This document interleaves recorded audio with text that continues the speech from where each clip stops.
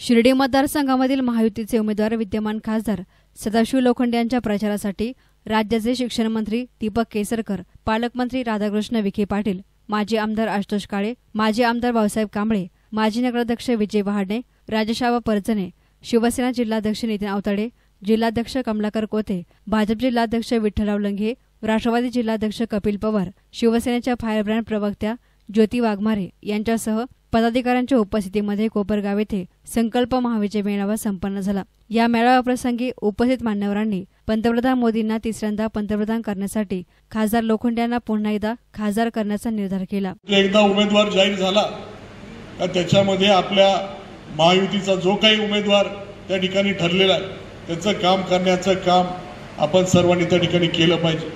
आणि म्हणून आपल्या महायुतीचे उमेदवार लोखंडे साहेब आता उमेदवार म्हणून घोषित झालेले आणि महायुतीमध्ये असताना आपण युतीचा धर्म आपल्या सर्वांनी पाळायचा आहे, याचं काम आपण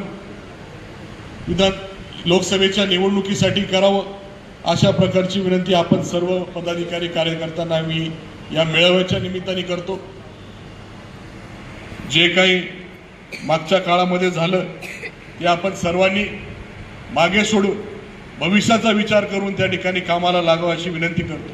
तरी काळ असेल, आचारसंहिता असेल, परंतु नामदार विखे साहेब या ठिकाणी उपस्थित आहे, आपले पालकमंत्री म्हणून या ठिकाणी काम करतात।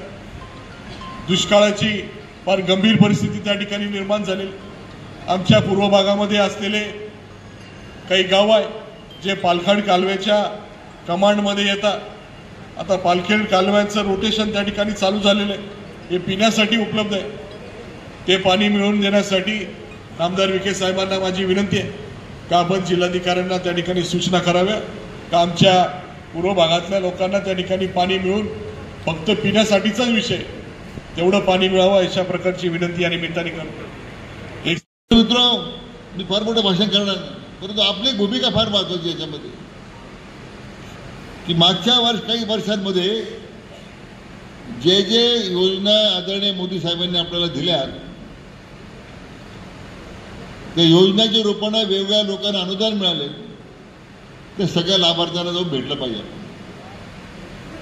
त्यांना सांगितलं पाहिजे। आज इतका मोठा निधी 176 कोटी आणि सार्वजनिक कामाकरता रस्ते व पर्यटन विकास करता 411 कोटी, जल जीवन योजनेकरता 211 कोटी, लोकांच्या बाबतीमध्ये जे काही वेगवेगळे नियोजन आहेत वेगवेगळ्या बाबतीमध्ये लोकांच्या त्या ठिकाणी चर्चा होते। खरं तर आज भारतीय जनता पक्षाच्या स्थापनेचा दिवस आहे, 44 वर्ष झालेला उल्लेख माननीय विजयराव निकम मी पाहतो कार्यकर्ते आशुतोषकडे पाहतात ते काय म्हणतात, मग पुढे जाऊन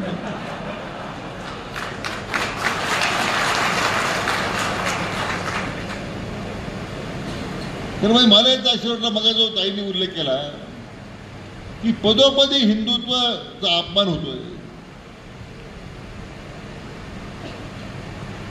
औरंगजेबाच्या कबरीवर औरंगाबादला फुलं उधळली जातात, उद्धव ठाकरे मुख्यमंत्री, कारवाई नाही।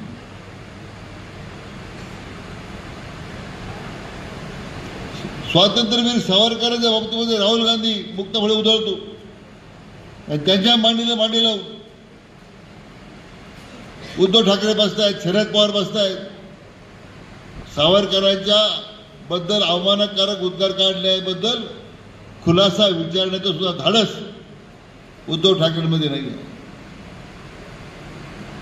आणि या दोन्ही पक्षाच्या नेत्यांनी सत्ताच्या लालसीपोटी सगळे तत्व गुंडाळून ठेवले आणि म्हणून एकनाथराव शिंदेना बाहेर पडावं लागलं, अजितदादांना बाहेर पडावं लागलं। जे स्वतःचं घर सांभाळू शकत नाही ते तुम्हाला सांभाळणार आहेत, राज्याला सांभाळणार आहेत।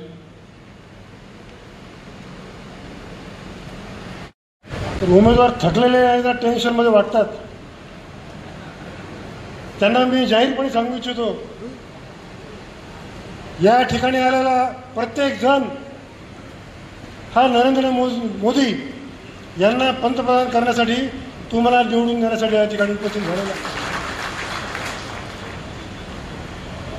या ठिकाणी ज्योतिताई आहेत, या ठिकाणी नामदार साहेब आहेत, आमदार साहेब आहेत, बऱ्याच जणांची भाषणं आपल्याला ऐकायची आहेत.